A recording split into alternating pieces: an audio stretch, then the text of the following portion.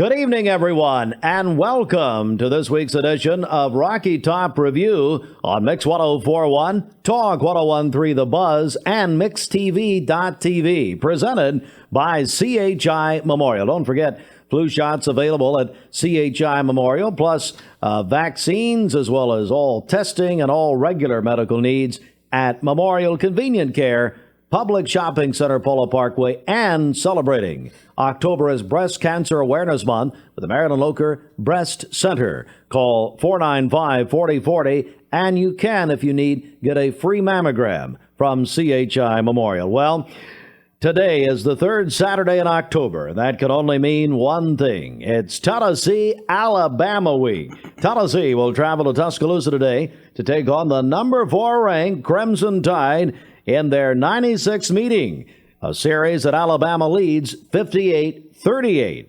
This will also be Coach Heupel's first time to challenge Coach Nick Saban as he tries to erase the Vols' 14-year losing streak against the Tide. And with that, we welcome you to Week 8 of Rocky Top Review. So let me go back for just a second, Sheldon.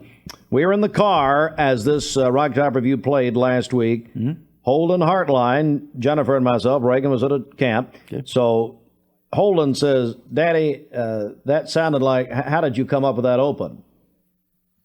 Stephen Shelton. Thank you. Writes that every week. Go ahead and let's just be honest. I mean, listen, that 17 on the ACT really shines sometimes. So here we are.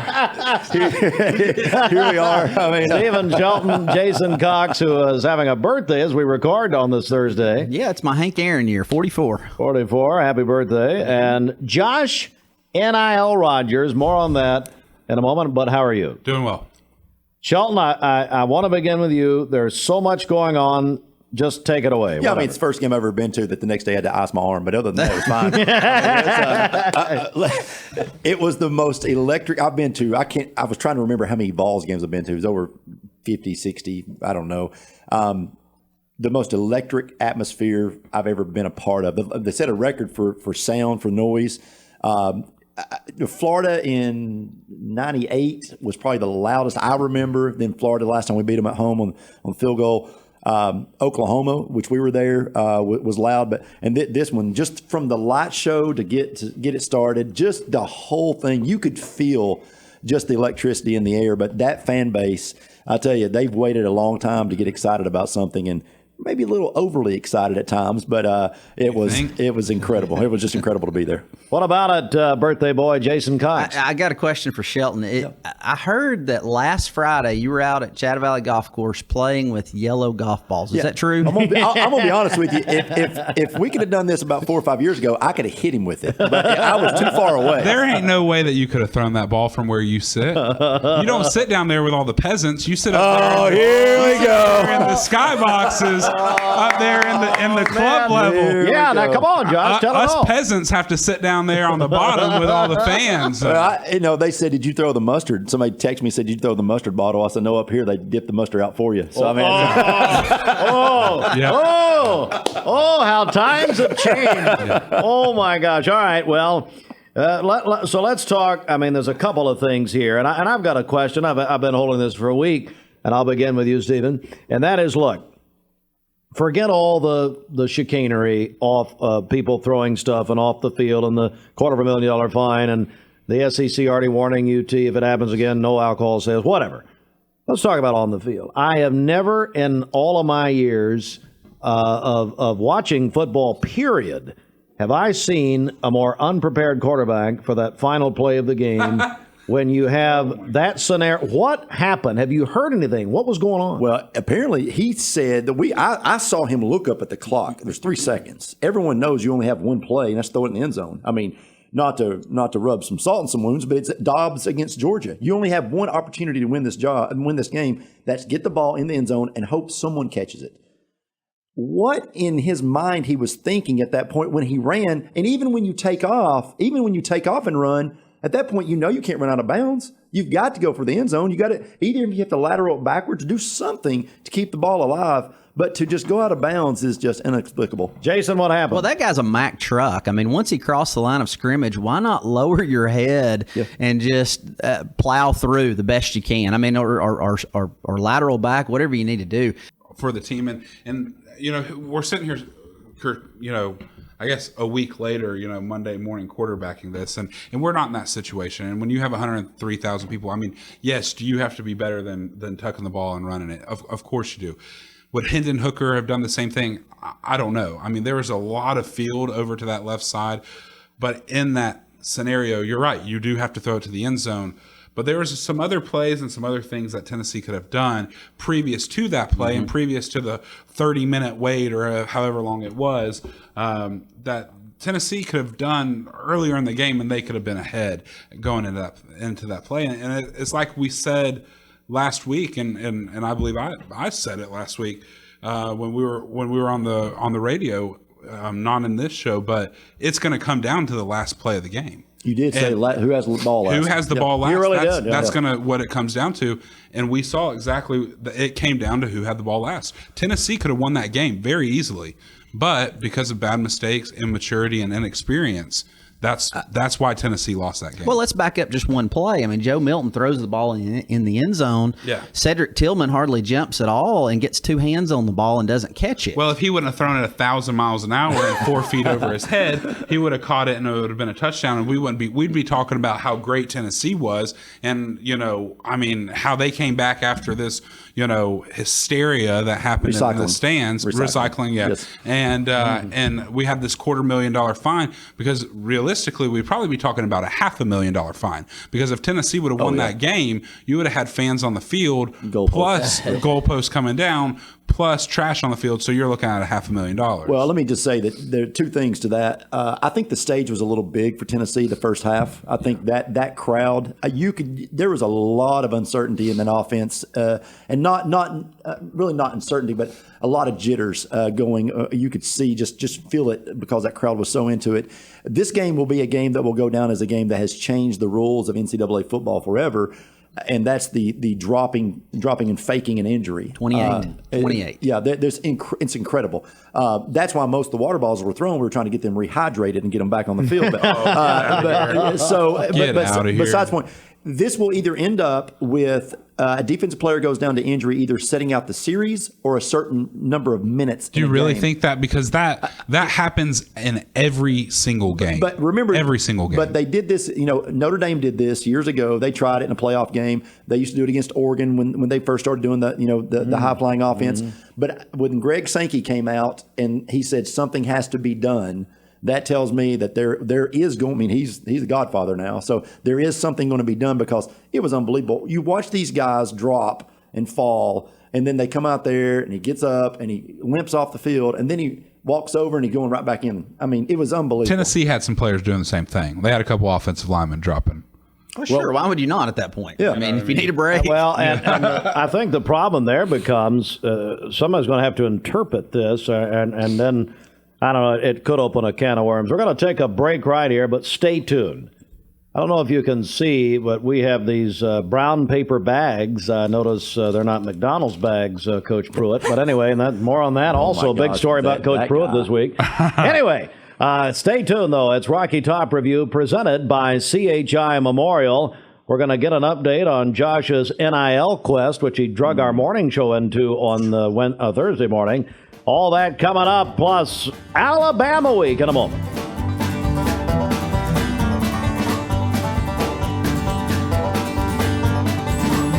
All right, everybody, Rocky Top Review getting set for a kickoff. UT-Bama, 7 o'clock kickoff here on Mix 104.1, Talk 101.3 The Buzz. We're also, for this broadcast, on MixTV.tv. Now you see it. We're presented by CHI Memorial. And speaking of presenting and sponsorship and the like, I want to turn the floor over to our NIL expert, Josh Rogers. Yeah, so I'm kind of upset coming into today. Earlier this week, Mayfield Dairy, they signed an NIL deal with some guy named John Fulkerson. I mean, I don't even really know who that guy is. Actually, the 6-year senior at Tennessee, he's the center, Josh. Actually, he's old enough now, probably he drinks warm milk at night to go to bed. Yeah. Does he do anything special? Is he Josh Rogers, or is he Rocky Top Review? No. And so Mayfield Dairy, if you're listening to this, please contact us and sign us. But look, We started out this quest earlier this year. I'm excited about We this. tried to get signed by Buc-ee's. We tried to get signed by Chick-fil-A. That didn't work. So our great friends at Las Margaritas have been keeping us hydrated and fed. Hydrated. And our friends at Jenkins Deli have been keeping us fed at lunch. Larry's allowed us to be dressed very well. And so I've been doing great. Last week, got a sign by Cleveland Insurance. So anytime we mention Cleveland Insurance, it's another $100. So He called in this morning and said it about 10 times. So I start thinking about my guys and what I can do for my brothers. So the guys this week, I went out and We I all got found, faucets. I got you guys deals. So the three of you got 2 deals this week, and if you can open them up and Is it pull them time? out, it's time. Like Christmas. It's time. Pull it out. We got signed by Callaway Golf, Mustard and golf. Callaway and French's Mustard, guys. We got signed by Callaway Golf and French's Mustard. Let's see if it works. These are a lot nicer than the one I threw. That's pretty good, John. Fantastic. Not bad Josh. at Good work. all. Good Not work. bad. I'll put this Man. mustard to good use today. Oh, man. That's pretty good, Josh. Be the only thing in my refrigerator. Yeah, that's about right. All right. Well, that's so that's the NIL update this week. All right, guys. Well, tonight, Jason, Tennessee goes down to Tuscaloosa. As people listen to this or watch this at 7 o'clock tonight. What do you make of this? What do I make of it? Golf balls? You know, hey, third Saturday in October, tradition. As a Tennessee fan, I don't want to ever see this end. I know there's a lot of people out there that say, man, we're never going to win again. And maybe that's true. But there's just something special about this. One day I'm going to break out a cigar after this game and I'm going to smoke it because we're going to beat the Crimson Tide. It ain't going to be today. Well, there's something else you probably need to be smoking this Saturday. But that's, Just give me a call and I can tell you about it.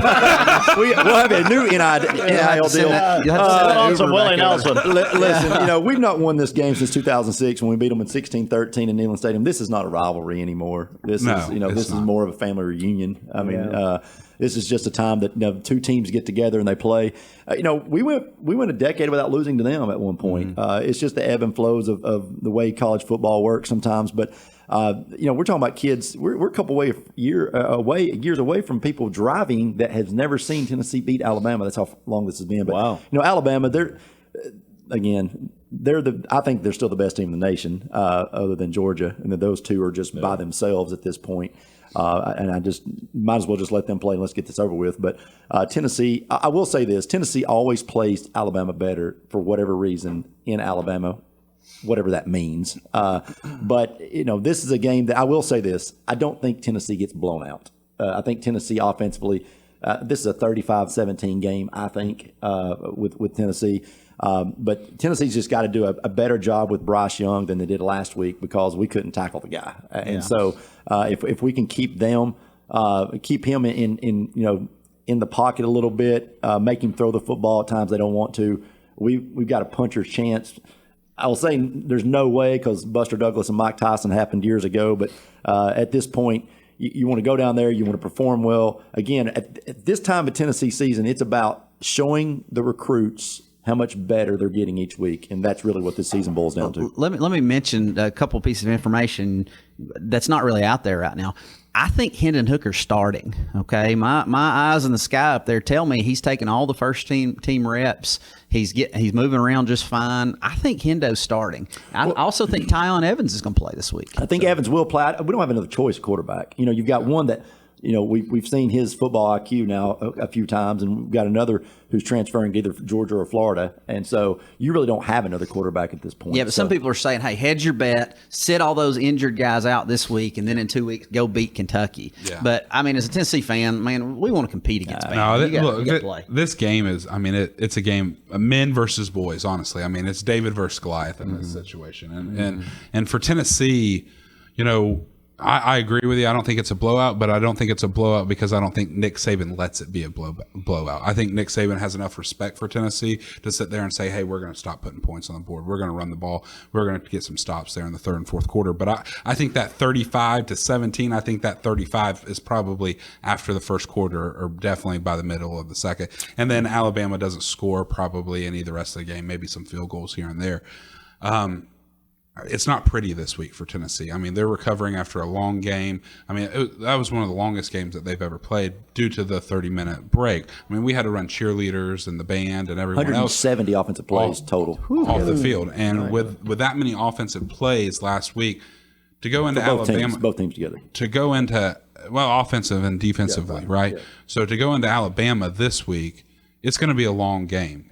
Alabama plays well at Bryant-Denny. I mean, that's just... that's the nature of it. And I agree with you. I don't think that Tennessee-Alabama is a rivalry game anymore.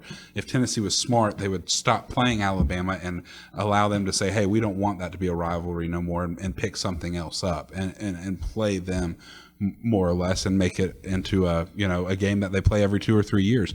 I really believe that's the only way that Tennessee's ever going to be able to not just look at the schedule every year and say, well, that's a loss. That when Tennessee fans or Tennessee, they look at that schedule. I hope they have enough confidence to sit there and say, hey, we're going to go in and beat Alabama.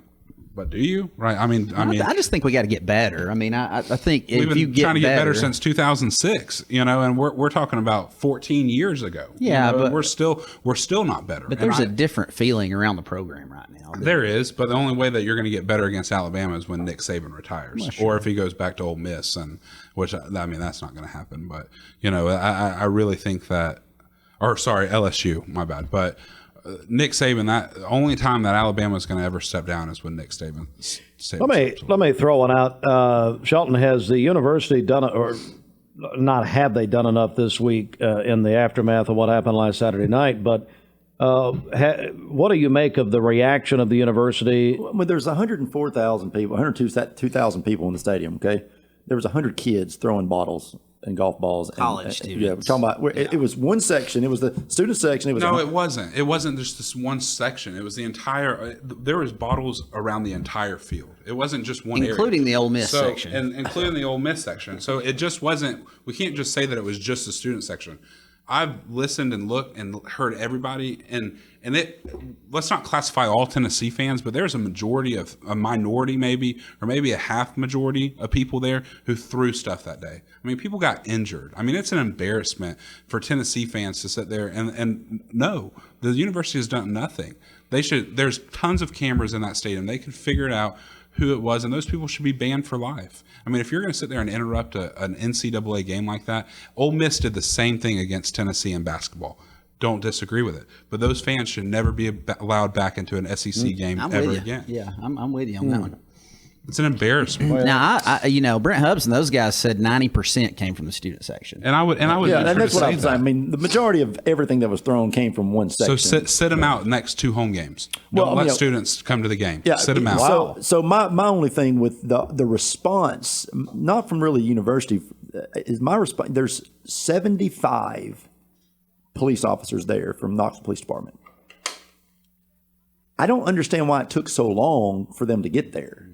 As soon as the disruption started, which, by the way, it was a first down, as soon as the disruption started, it should have been handled. And so, but for that to let it go on forever and ever and ever, she should just emptied the whole section. Just empty that whole section. Everybody's got to go. We're not playing until this section goes. And you could have really diffused it pretty simple and easy.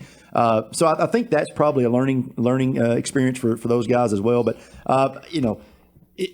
it is what it is. There's no changing it. It's going to be a black eye. It's going to be something that's going to be remembered forever. And those guys that were there are going to be able to tell this story forever. But it was an embarrassment. Do you remember when the Braves did it against the Cardinals a few years ago? I was there. Yes, where they called it an infield fly rule. The ball was in the outfield. That's terrible. It was a terrible it was call. only in left field. But it almost hit the warning track, but it's infield fly. It's fine. But the entire stadium was throwing stuff there, and there was actually people who were arrested for throwing stuff. They were literally arrested.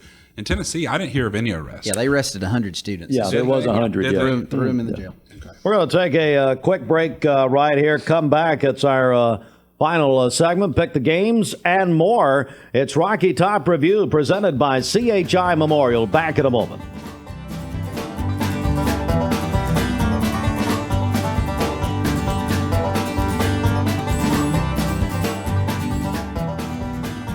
Welcome back. It's Week 8's Rocky Top Review, aiming toward kickoff at 7 o'clock tonight on Mix 104.1 and Talk 101.3. Coverage presented by Tennessee Valley Federal Credit Union and Honda Cleveland tonight. And, of course, we're getting ready for that. And we'll go to the Big Orange Countdown. You know, they renamed the kickoff call-in show Big Orange Countdown. That comes your way in just... I don't either. That comes your way in just a few minutes. All right, time to look around the SEC with our picks. Before that, we taped this show on Thursday. The Braves are in the NLCS. As we tape the show, Stephen Shelton. Jinxing us. I'm just saying, let's not talk about it. You don't want to talk? Okay. Oh, we will. That's fine. Braves in Los Angeles as we tape this tonight. I think I'm going to be honest with you. This Braves team is nowhere near as good as they were last year. But sometimes in life, things just work out. And the stars have just aligned for this team. If you would have told me that they would have come out last night and scored 9 runs, and Eddie Rosario would have been 4 for 4 with 2 home runs, a triple, and a single. I mean, can the guy not get a double? And so this team, I mean, that outfield was built to be one of the best outfields in Major League Baseball, and none of those guys are there anymore. Listen, players play and superstars get paid. Okay, and our 2 superstars in our outfield and in batting wise, Acuna and Azuna are out, right? And so for us, we've got baseball players who are playing ball together. And this team loves each other. They do. Oh, man, I'm getting chills. Yeah. And I'm getting nervous just talking about it. I know. I don't want my big thing is if we just got to win one more. That dugout, and I just pray that those guys truly love each other. Freddie Freeman's the key to this whole thing. He is. And he's been playing horrible. And so, but I'm going to tell you, a home run last night. If finally. Austin Riley doesn't win the MVP, I'm gonna start throwing bottles. I don't know if Austin does. Honestly, I think that he's right there. He is, but I think you look at somebody like Jock Peterson, and I think that you look at somebody. No. I'm talking about the NL MVP, not the series. Oh, for the whole. Series. Oh no, Eddie won it last night. Yeah, the Braves won. Eddie won it last night. I mean, well, Jason, anything you want to say about it? But then we're going to stop talking. About you know, I just what is it? The Dodgers payroll is more than twice what the Braves payroll is, and we've got them on the ropes for the 2nd straight year. It's quite amazing. Go Braves. That's enough of that. And we're taping this on Thursday, so who knows what the world will look like when you hear this. LSU at Ole Miss. All right, so let's go back 1 week ago. For years, when we've been doing the show, Shelton's had his hot seat of the week. He talked about Ed O. You're right. Even though they beat Florida, the deal was announced on Sunday. Okay, the deal is that the Mannings will not allow Arch to go to LSU if Ed O's the coach. Yeah. LSU knew that. So while Arch was making his 3rd official visit to Texas to watch them play, Ed O's getting fired as he's beating Florida, basically. Wow. And so that was a done. This is all about Arch Manning. Is it? Yeah, most definitely. This is all about I don't Arch think it's Manning. about the on the play field, but is it? Well, no. I think it's this is all about Arch Manning at this It might point. be Ed O's extracurricular. Well, I mean, Ed O bringing his activity. girlfriends and girlfriends' children to practice didn't help any, but They were saying that some of them girls were running plays in the offense for the offense. I'm sure they were running plays, but that's not funny. So, at the end of the day, Ain't too far away from Jimmy Swaggart there in Baton Rouge, Louisiana. So I just, this Ed O, he won a national championship with someone else's team. That's all he's ever going to be able to do as a head coach. He wasn't a great hire when they hired him. He just fell into a lightning in a bottle, basically, with that team. And so when you got 20 of 22 starters being drafted, you're going to win a national championship. Hey, is Cutcliffe, is he still at Duke? At Duke? Yeah. Do they move from him, or does he step down from Duke and go and be? Why don't you guys finish this on the phone? We got to go. LSU at Ole Miss, 3:30 in the national slide. It's already happened. Jason, let's start with you. Give me Ole Miss. I think LSU lays down on them. I do wonder about Ole Miss's quarterback. I mean, he had a whale of a game against Tennessee, but I think he's injured. So we'll see how he does, but I'm going to take Ole Miss. Josh Rogers. I'm going to say the Tigers play for Ed O, and they win out some games, and they're going to win this one. I'd say this is Lane Kiffin's last time playing LSU because next year he'll be LSU's head football coach. Oh, there we go. There's a spoiler alert. Mississippi State goes to Vanderbilt. Josh, what do you make of that? Mississippi State. I mean, Vandy's just not good. Jason. Give me the Pirate. And Shelton. Yeah, Mississippi State. South Carolina visits Texas A&M. That's a 7:30 start tonight. Josh Rogers. Yeah, Texas A&M, they'll blow South Carolina out. South Carolina's just not very good this year. I mean, they've played a couple good games, but Texas A&M will really put them on tonight. How about it, Sheldon? Yeah, A&M. And then Jason Cox's birthday Texas boy. A&M got well 2 weeks ago against Bama. They're rolling now. It is our Ivy League game of the week. There is time for this. Columbia at Dartmouth. I'll begin with Dartmouth graduate Josh. No, you didn't. Josh Rogers, NIL. Josh NIL Rogers. There we go. Yeah, I wear Columbia jackets, so I'll go with Columbia. Jason Cox. Columbia. And Sheldon. I'm going Columbia. And I'm going Dartmouth from my buddy Ben Morrison, who I went to Cleveland High School with. All right. And here we go. Tennessee at Alabama. It is, as Shelton told me earlier, the third Saturday in October. We're going to begin with Jason Cox. Well, Tennessee can't win this game, but I do think they're competitive. I think they show up. I think Hendon Hooker starting the game, even though he may not be 100%, motivates his guys. Alabama wins comfortably, probably 3 touchdowns, but Tennessee doesn't get embarrassed. All right, Josh Rogers, what do you make of it?